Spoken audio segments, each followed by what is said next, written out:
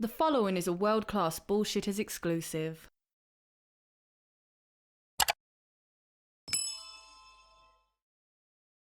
Don't you hate it when this happens? It's inevitable. They take our favorite characters and... well, I'm jumping the gun. I wanted to talk about the new Indiana Jones film. Now, I don't want to talk about how old Indy is or how bad the CGI is yet. I wanted to talk about something much more important to the film.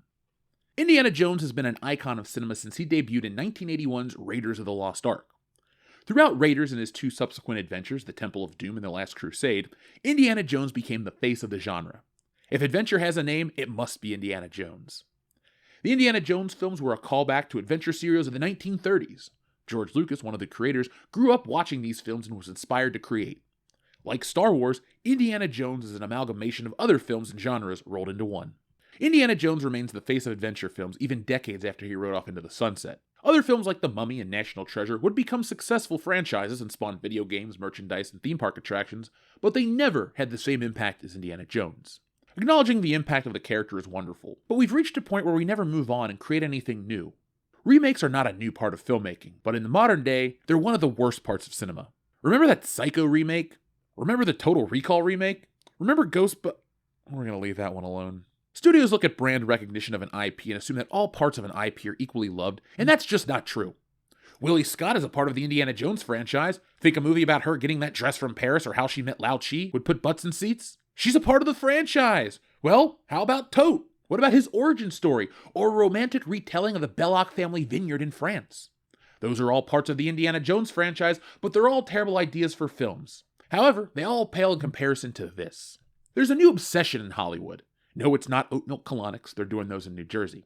There's been an obsession in Hollywood to destroy what we love. How'd that potato sack chick say it? What a classic. Hollywood loves to destroy what we love. It's like they get off on it. One of the things they're best at is destroying iconic characters to the point where they draw ire from the fans. It's easy to point a finger at Disney, so I will.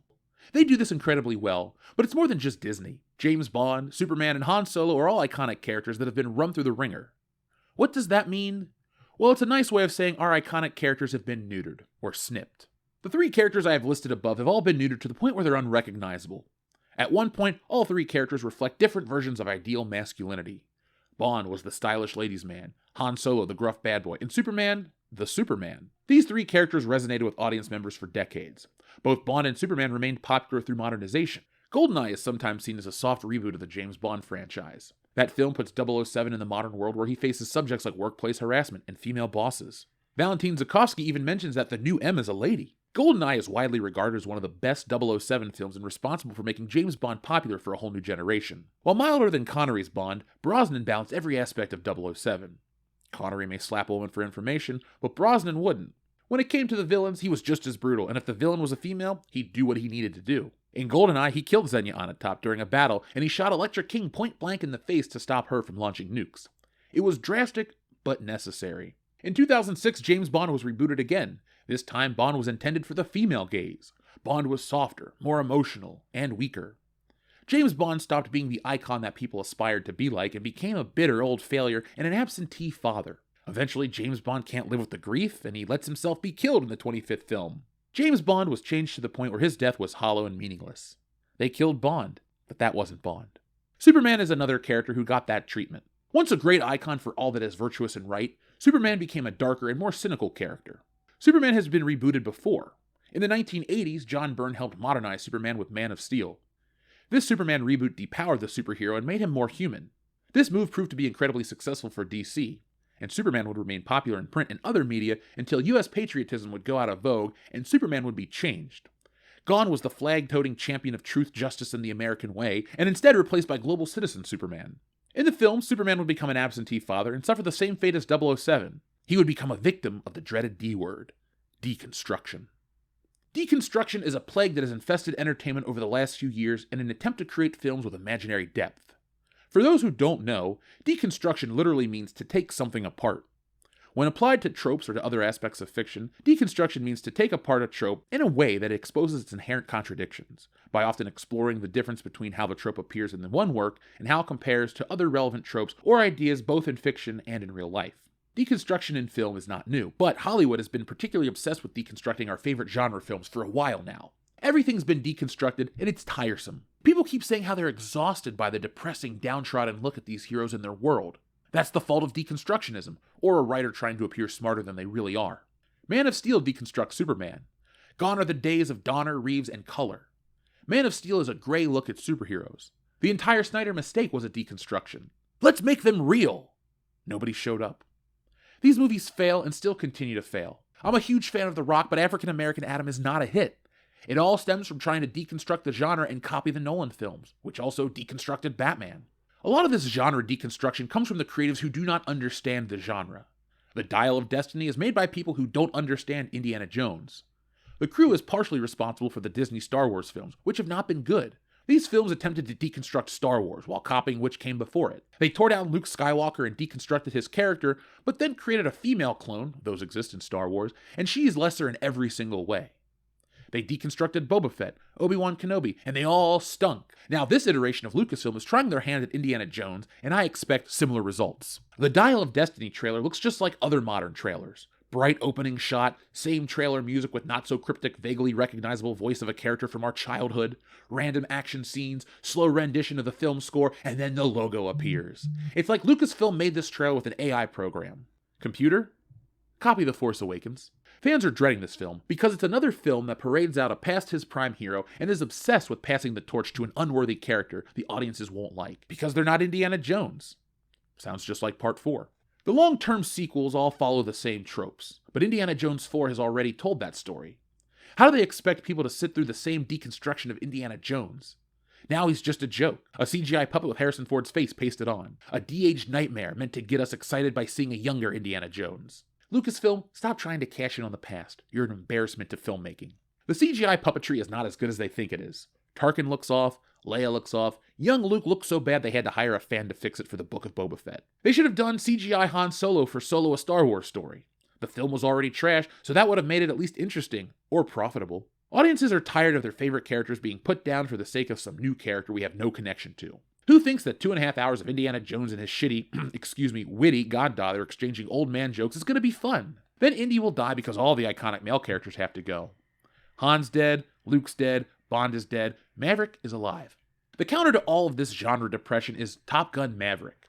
It's been talked about ad nauseum, but there's a reason the sequel to 1986's Top Gun is the biggest movie of the year, and it isn't nostalgia. Fun, escapist piece of filmmaking that audiences are hungry for.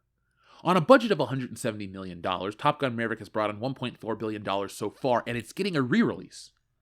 Maverick doesn't need a de-aged Tom Cruise, pointless and bad CGI, and the death of the lead to be successful.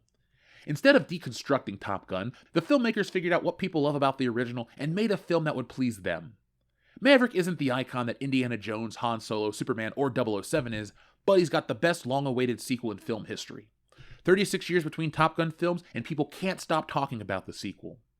We saw Indiana Jones 4 in 2008, and that was enough.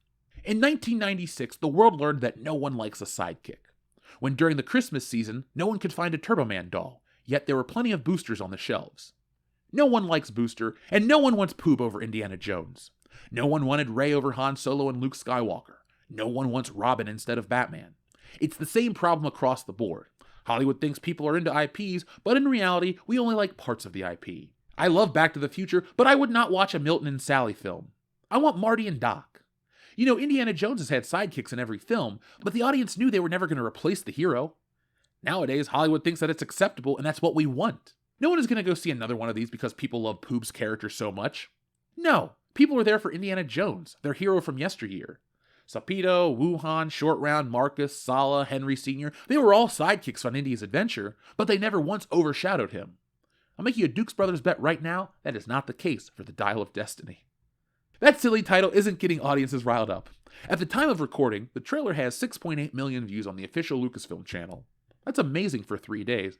But Disney, the parent company of Lucasfilm, has another film, Guardians of the Galaxy 3, dropping next year, and that trailer is sitting at 14 million views, and it came out 1 hour later. If brand awareness is Hollywood's endgame, then they should be worried about Indiana Jones 5, because kids don't care about Indiana Jones. Adults do. The last film was 14 years ago, and it was 19 years before that The Last Crusade was released. Indiana Jones is an icon that doesn't need countless movies to stay relevant. Much like Back to the Future, Indiana Jones just needs a few anniversary releases, some toys, and the rest is history. He, Indiana Jones, isn't a time traveler. Poob isn't marketable, and The Dial of Destiny is a stupid title. Who asked for this shit?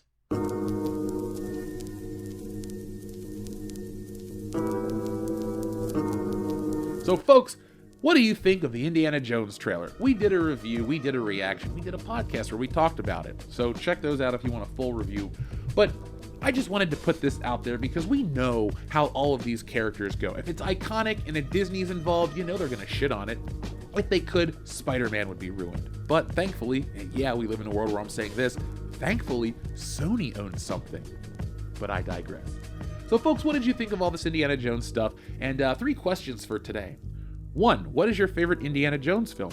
2, who is your favorite Indiana Jones sidekick? And 3, what do you like more, Star Wars or Indiana Jones? If you base it trilogy by trilogy, that is tough for me because that first Indiana Jones trilogy, the only movies that really mattered, perfect. All 3, 10 out of 10s for me. The Star Wars trilogy, 2 films are 10 out of 10s, and then there's Return of the Jedi, which is damn close. So, based on that, I'm going to go Indiana Jones. Now, if you throw in the prequels and the sequels for Star Wars and Indiana Jones 4, it kind of balances out because they're all god-awful. But you heard me complain about those in the past, and if you haven't, check out the archives. We have an Indiana Jones and the Kingdom of the Crystal Skull drunk commentary, as well as Star Wars The Force Awakens, Star Wars The Last Jedi, and maybe, coming soon, Star Wars The Rise of Skywalker, the official WCBS drunk commentary. So folks, if you like that look at geek culture, make sure you're subscribed to this channel with your bell notifications turned on to all, because we are the epitome of pop culture, and you can't get this type of content anywhere else. You might find other channels that are similar, but they're lesser. We are the epitome of pop culture, except no substitutes. So folks, thank you for watching. I'll be back next time with more. But in the meantime, be smart, be safe, be cool. Be ready for Tuesday night where we have Literature Devil and Little Chat on the High Council at 9 p.m. But always be excellent to each other.